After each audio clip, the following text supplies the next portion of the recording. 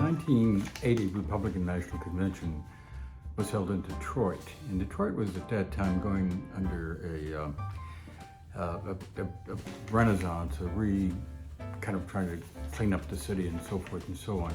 And they had just built the Joe Louis Arena, where the actual convention events and delegates were, and Cobo Hall, which is, I recall Cobo, but I think that's where the press site was, where they have a lot of offices essentially for the press, and that would have been adjacent to. Joe Louis Arena has since been torn down. I was in Detroit recently, and there was just an open place where the Joe Louis Arena was, and it was said it wasn't built all that well. Well, who knows? I don't know. The other thing that was brand new at that time was the Renaissance Center, which had been built by Ford Motor Company, with Ford Motor Company attempting to assist in the renovation of the downtown area. And it was coming along, but outside of that immediate area along the river, it wasn't looking, Detroit wasn't looking all that great. But the Renaissance Center was a beautiful building with a large atrium in it, and again, Ford was there, and then today it's General Motors is there, so time goes along. The Republicans in 1980 nominated Ronald Reagan, wasn't even close, got him on the first ballot, and I went to Detroit with credentials, this time daily credentials. And there's a big difference between getting a magazine or a weekly. The daily credentials, you were credentialed by the U.S. Senate Press Gallery, and I had workspace on the floor of the convention. And really extensively run of the place, and I ran. I looked around. I certainly did, and the press desks and the work area that I had was just to the I think it was to the right of the podium, speeches and all this kind of stuff. I went to Detroit with something bordering on contempt for Ronald Reagan. As far as I was concerned, he's an aging movie star who starred in a lot of stuff like just stuff. But I didn't have high hopes for Mr. Reagan.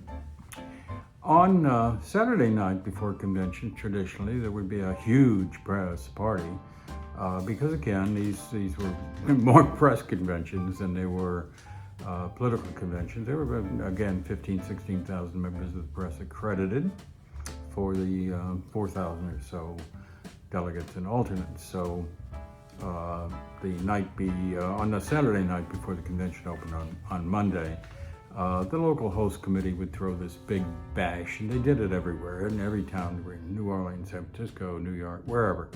And so Saturday night was the press party, and Sunday night in those days was the day that the candidate arrived and made an appearance and a bit of a ruckus, and a raucous ruckus it was. So Reagan arrives on late on Sunday, and into the Renaissance Center, where he's going to make kind of a "I'm here now" and kind of speech. And these speeches don't really amount to much. Nonetheless, I worked my way up to as I recall, to the 6th floor on the atrium in the Renaissance Center, and put my hands on the railing there and waited to listen to Mr. Reagan and to hear what he had to say. And what he had to say fundamentally and always changed my opinion of Ronald Reagan. Because Reagan talked about things that he was going to do were he to be elected president, and he also took a stand on, as I recall, it was on the abortion issue. And I'm standing here listening to this speech, and I'm saying to myself, you know, this guy's got the nomination. So he doesn't have to venture out and take any controversial positions, nor does he really have to say anything at all. He can blah, blah, blah, blah, blah, like politicians do, and everybody goes, hey, and then that's it. But Reagan did not do that on this Sunday night. And the more I listen to this, the more confused I am. I'm standing next to some guy, and I always talk to people around me, and I looked at this guy next to me, and I said, what's Reagan doing? And this guy said, he's winning this district, that district, that district, and this district. I think he said in Minnesota or Wisconsin or Michigan or somewhere. And I said to the guy, well, okay, how do you know that? And he said, I am Mr. Reagan's campaign manager. Oh, that's very interesting. And he said, finishing up, he said he's winning the election right now because he will carry those crucial districts, and that should do it because they're not traditional Republican districts. But if you can pick those up, if you can have what became known as Reagan Democrats, you're gonna win. And I went, whoa, that's very interesting indeed. I was roomed with the Senate Press Gallery. Once you're credentialed, you got your credentials, and then they worked with the local host committee, and they found a place for you to stay. And in this instance, in Detroit in 1980, I was actually roomed with a reporter from the Oklahoma Daily Oklahoman in Oklahoma City, and he's just a great guy. Oklahoma, the Oklahoman had profiled me in 1976 after some mafia guys who I had confronted in the earlier 1970s and got them carted off to prison. We're getting out of prison, decided, oh, well, we'll just stop up in northeastern Oklahoma. Why don't we kill him? And so the Oklahoman came in and they ran this long article, lots of pictures, and they canonized me in a article that ran in their Sunday supplement in July of 1976, and that put an end to the bad guys. In fact, one of the bad guys came to me and said, you know, do you know who I am? You know, this was a day after this thing ran in 1976. Came storming into my office, right up to me. Do you know who I really am? And I said to him, yeah, I know who you are. He said, well, I don't think you do. So let me tell you. I said, yeah, I can hardly wait to hear from what you think, you know, you are. And he said, I am now your best friend because the FBI has told me if you get a hangnail, if a car runs over your foot in the street, okay, if you catch a cold, they're sending me over. I'm going to prison until they get me. And that's was the end of that. Well, anyway, the fellow that they sent to cover the conventions in 1980, the Oklahoman did, who I roomed with, was in a big fight with one of the legislators, a woman, young feminist woman who'd been elected to the legislature and who went on to become really quite a prominent person in D.C. And we'll leave out her name because what I'm about to say. And so when we were talking about this woman that this reporter was reporting on, kind of, you know, he characterized her as, quote, looking like she'd been making out all night at the drive-in, in the back seat in the drive-in. You can't. This is a great piece of writing. I've used that a lot in many years since. Well, the convention pretty much went as one expected, and you know that they, when I'm looking at my notes here, blah, blah, blah, blah, blah, yeah.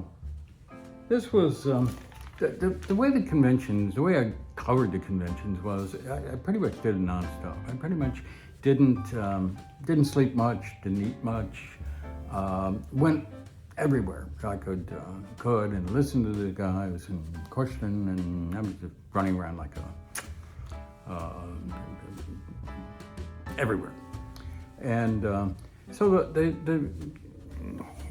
I had an increasing stack of newspapers and magazines and so forth, which I during the week didn't get to, but I was hanging on to. And the last night of the convention, when it all broke up, I drove back out to the suburbs, and we were staying in this little township that was probably about 6 or 8 square blocks. And as I'm pulling in to it, police follows behind me and pulls me over. And he starts right in on me. He says, you know, you Republicans think you can come through here and you can, really chewing on me. You know, and I'm sort of looking at this guy. I mean, he thinks, what's he think? You know, I mean, and he's really chewing on me, and he's really after me. And he looks down, and I had this big press sticker on my windshield of my car, and in the middle of berating me, he looks down and he started pressing. He says, "You remember the press?" I said, "Yeah, I'm covering the press. You know, I'm covering it for." And he goes, "Oh, well, drive carefully. We're concerned about your, you know," and that was the end of it. But I thought, kind of tough area. Well, anyway, it's over. And I had loaded all the magazines into the car, and I am leaving Detroit a changed guy, because I think Reagan's going to win. I think Reagan's a really interesting character, and I think he's got a very smart campaign here going. And I drove all the way west across the state of Michigan the following day. That's Friday, and I wind up out in Bar Harbor somewhere, and I pull in. There's a Howard Johnson's there, and Howard Johnson's on a Friday night used to have all-you-can-eat clams.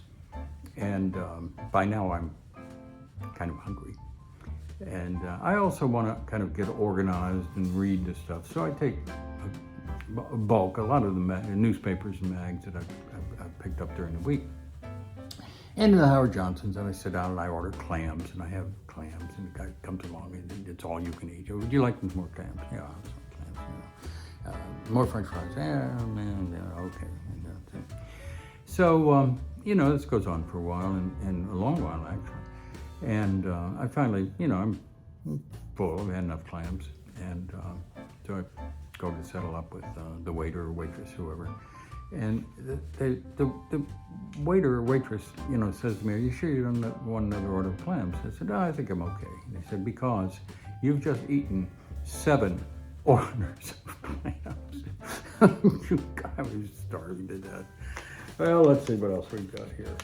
Blah, blah, blah. Yeah, blah, blah, blah, blah.